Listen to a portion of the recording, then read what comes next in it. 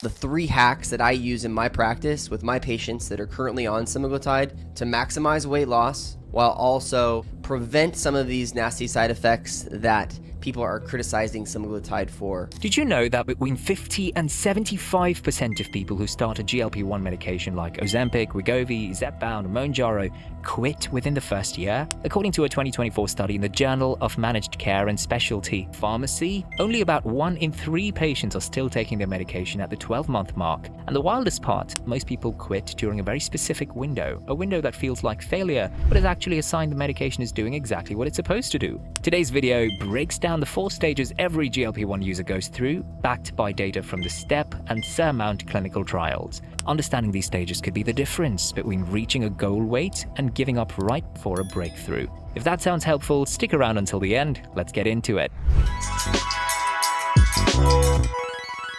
Stage 1, the honeymoon phase, months 1 to 3. Stage 1 is what doctors sometimes call the honeymoon phase. The weight drops fast, appetite shrinks almost overnight, and it genuinely feels like magic. In the Step 1 trial published in the New England Journal of Medicine, participants on semaglutide lost an average of 5 to 6% of their body weight in just the first 12 weeks. For someone starting at 220 pounds, that's roughly 11 to 13 pounds in 3 months. And during this entire period, patients haven't even reached the full therapeutic dose. Wegovy doesn't hit its maintenance dose until about week 17. Zepbound takes around 20 weeks. Now, there's an important detail most people miss. A good chunk of that early weight drop includes water and glycogen, not just fat. The body stores about 3 grams of water for every gram of glycogen, so when calorie intake drops, those water stores flush out quickly. That's why the scale can move 5 to 8 pounds in the first couple of weeks. It's real progress, but it's set up unrealistic expectations for what comes next. Side effects also tend to peak during this stage. About 44% of semaglutide users experience nausea, and about 25% report constipation.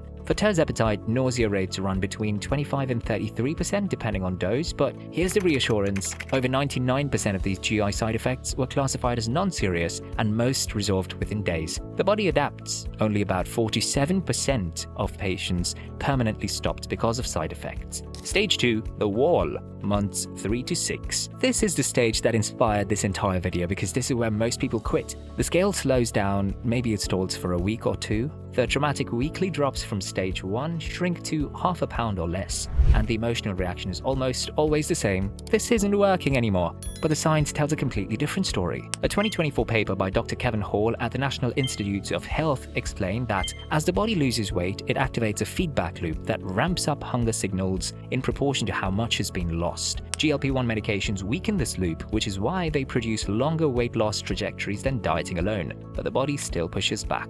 There's also a physics problem nobody talks about. In the first month, the body burns through water, glycogen, and some protein at about 4,750 calories per kilogram. By month 5, it's losing almost pure fat at 7,000 calories per kilogram. Achieving the same rate of weight loss at month 5 requires roughly 50% more calorie deficit than at month 1. The math gets harder even though the effort feels the same. Here's the data point that should stop anyone from quitting at this stage. A 2025 post-hoc analysis of the SURMOUNT-1 trial found that 18% of tirzepatide users were classified as late responders, meaning they hadn't lost 5% of their body weight by week 12. Of those late responders, 90% still went on to achieve clinically meaningful weight loss by week 72. They just needed more time.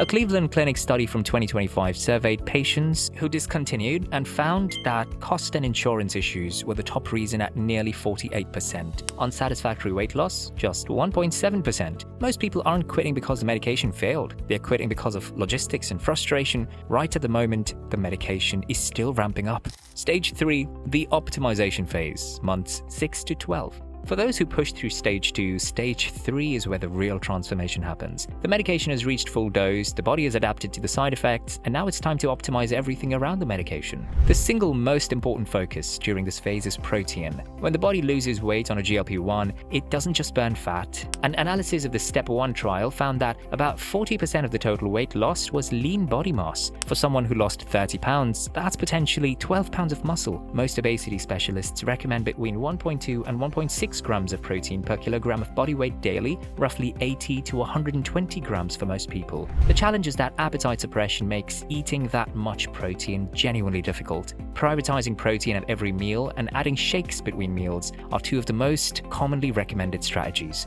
Resistance training is the other game changer. A 2025 case series followed patients who combined GLP-1 therapy with structured weight training 3 to 5 days per week. One patient lost 33% of body weight while losing only 6.9% of lean tissue. 2 others actually gained muscle mass while losing significant body fat. The evidence is consistent. Lift weights, eat protein, and body composition outcomes improve dramatically. Sleep matters more than most people realize too. A 2024 study of 367 patients on oral semaglutide found that getting more than 6 hours of quality sleep per night was a significant predictor of weight loss success. Late dinners, high stress, and poor sleep all blunted the medication's effectiveness. These meds are powerful tools, but they're not the whole toolbox. Also, if you're using GLP-1 meds, don't forget to give our website a visit. We can help you get these meds all around the world, keeping them cool and safe, so you can use them whenever you need them the most, especially during summer vacations or blackouts. Moving on, we have Stage 4, the long game, 12 months and beyond. Stage 4 is the one that nobody wants to hear about, but it's the most important. The Step 1 extension trial followed patients for a full year after they stopped semaglutide.